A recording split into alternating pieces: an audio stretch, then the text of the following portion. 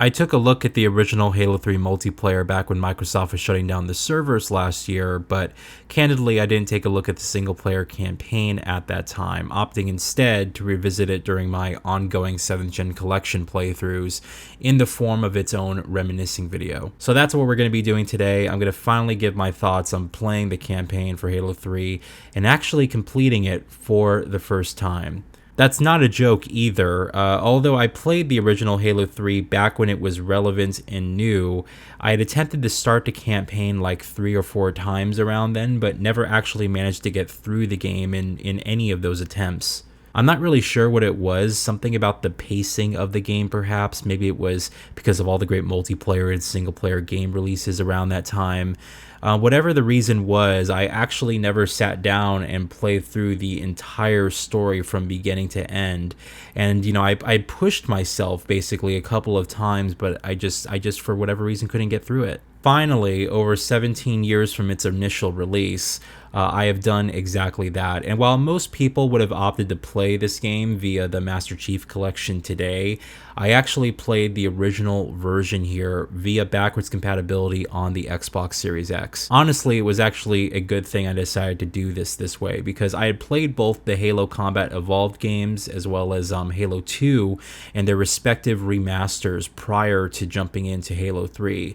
So it was nice because I got to fully experience the story and actually follow along with the specific events, and it was just a lot of fun. Now, Halo 3 was Bungie's epic grand finale to the Halo saga, and this game really feels like it the moment you start playing. The music alone deserves a Grammy, and it's so iconic, so soothing, but also so grand and exciting that regardless of where you stand on liking this franchise or not, there's no mistaking that the moment you hear the music, you know exactly where it's from. It just pulls you in. Now, the Halo 3 campaign puts you in the boots of Master Chief, picking up right after the events of Halo 2, and you find yourself joining forces with Sergeant Johnson and the Arbiter, and I must say that this first initial stage of the game is quite boring. I actually think that this is part of the reason why I probably didn't make it too far into the game when I attempted to play it, because the beginning here just feels so slow, like so slowly paced, and you're fighting the aliens in this kind of jungle-like atmosphere, but then you move to like this industrial compound later, and the levels are just kind of laid out like hallways, with very little freedom of movement given to allow for more energetic gameplay in between. And thankfully, after the first hour, the entire game just opens up. You get these more battlefield-like stages with these vehicle sections and more of an open space to play around in. And as the story continues to unfold, the flood starts to return, which adds a bit more dynamics to the gameplay. And then the final escape sequence in this game is just awesome. It ends in a really explosive, cinematic way, and I really appreciated how they concluded Master Chief's story in this. They didn't do something overtly generic, and while the campaign could have definitely been longer, it felt to me that this game was sort of a mashup of the great moments from Halo 1 and 2. Like Halo 1 had that freedom and exploration added to the game, but Halo 2 was a lot more story focused with less freedom, and Halo 3 to me felt like it was somewhere in between those two experiences. It addressed some of the things that people had wanted back from the original Halo, and it kept the pacing of the story similar to that of the second game. And in that respect, I feel like it's a well-balanced, rounded experience overall.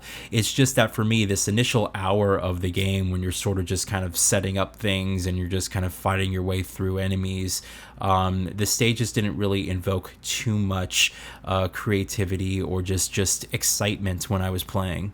And while we're here, let's take a look at the box art of the original Halo 3 on Xbox 360. I remember seeing this cover art in the stores and just everywhere. It was just really nice. And this is a nice original launch copy of the game. It has the only on Xbox 360 badge there. And yeah, it's just a really pretty cover. There's a look at the spine there. And then on the back, we have the stunning conclusion to the Halo trilogy. Yeah, how did that go? We still have more games now. But in any case, we got a couple of cool screenshots here, and it just shows, a bit about the world and stuff. It's pretty cool. Now, we got a nice original game disc here, branded with the Xbox 360 and Xbox Live badges, and a really nice clean copy as well. It was really nice to play this on Series X in the upgraded resolution.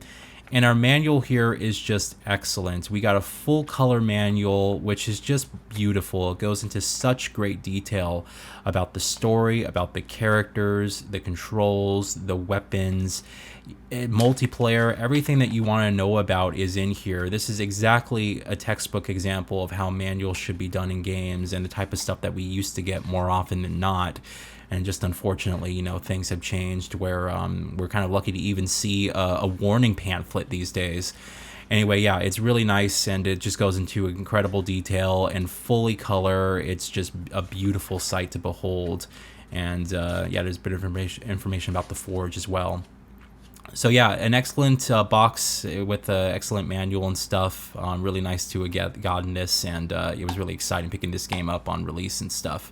Now, the original 360 game here is playable via back compat on the latest Xbox consoles, and it's actually the only Halo game of the original Halo games that is fully backwards compatible. Microsoft has really gone in here and they've actually upgraded the resolution to a native 4K. Now, this is a substantial jump from the original game, because if you were paying attention back then when this game was coming out, it was well noted and even controversial at some points that this game didn't even run in HD. It was actually below 720p resolution. The 9x resolution upgrade alone adds such a monumental upgrade in clarity, and the artwork also scales up with this.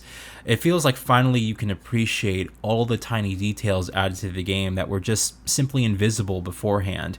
And the texture work does show its age, but overall I was quite happy with the presentation, and even though the frame rate is retained at 30 FPS, the image quality is so nice, and I just had no issues playing this original version. But as for the field of view, the less said the better here. The FOV feels so tightly constrained, and this is something that, you know, I rarely complain about or even, you know, acknowledge sort of in games, but it's so apparent here.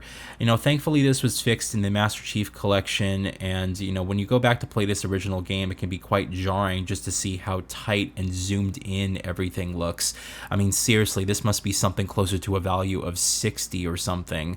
It's almost as if you're playing the entire game sort of aimed down the sights in any other shooter where it's just so zoomed in, and it's perhaps one of the crucial elements that just hasn't aged that well when you go back to play this original version. Now, I touched upon the music earlier, but I wanted to also mention that the audio design deserves equal praise and is just phenomenal. The way everything sounds is great. Now, the gun sounds could use a bit more oomph, but overall the explosions, the ambience, the voice work is just so well done, and it equally stands alongside the rest of this game's audio presentation and just adding, you know, that extra bit of emotion and elevating each scene. The shield noise as it recharges and the explosions of distant grenades just all make their presence known here, and I had a great time sort of just, you know, being within the spaces, playing within this world, listening to all the things happening around me.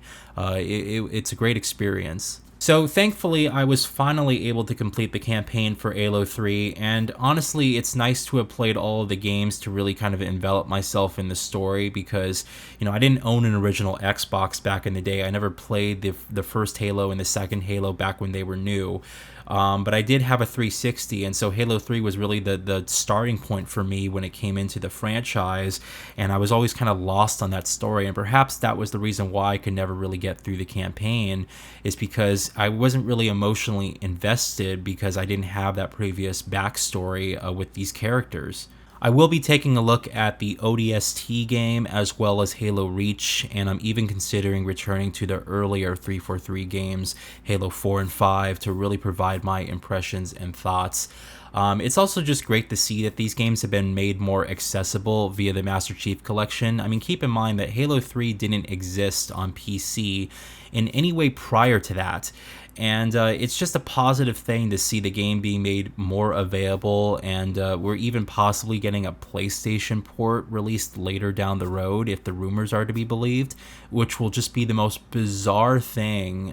The industry is just really going in a completely different direction to when I was really playing these games. In any case, we'll have to wait and see what happens, but I hope you guys enjoyed this reminiscing video. I know Halo is a special game to a lot of people, so if you do feel inclined, let me know what you think down below in the comments. We can discuss further then, and I appreciate the time that you guys took to watch this video, and we'll talk later. Thanks, everyone.